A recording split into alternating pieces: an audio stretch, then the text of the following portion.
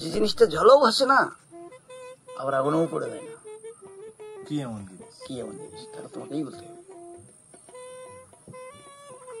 এখন প্রতি সপ্তাহে যদি গুরুদেব আসে, সে গুরুদেবটা কি ভালো না খারাপ? ভালো, সেটা অভাব ছিল নাকি? অভাব হলো স্বভাব নষ্ট, কুল নষ্ট, ভজনে চেঙ্গড়া দোষে চেঙ্গড়া নষ্ট, বুড়ো নষ্ট খুব চলে।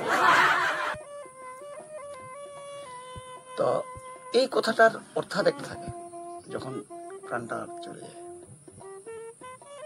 শ্বাস প্রশ্বাসের একটা দম আছে, কি আছে না? নিঃশ্বাস নির্বাহ ফেলালো হওয়া নেই, পচাটা পচায় থাকবে, ভালো ভালো থাকবে, সেটার সাথে রান্নার হলো সেটা। খুন্তি হাতাটা কি দোষ করেছে? কেমন সেটা আসতে না করতে এই হচ্ছে কথাটা, সবার সবার রকম হয় না তো। যখন একটা হিসাব করতে হয় তখন আলি একটা আছে, আলি যেমন নদীর জল অনেক ভালো, যদি না হয় ভালো। বেশি বেশি কথা করলে না বুঝে কোনো শালা, তাকে অনেক ইচ্ছা রেখে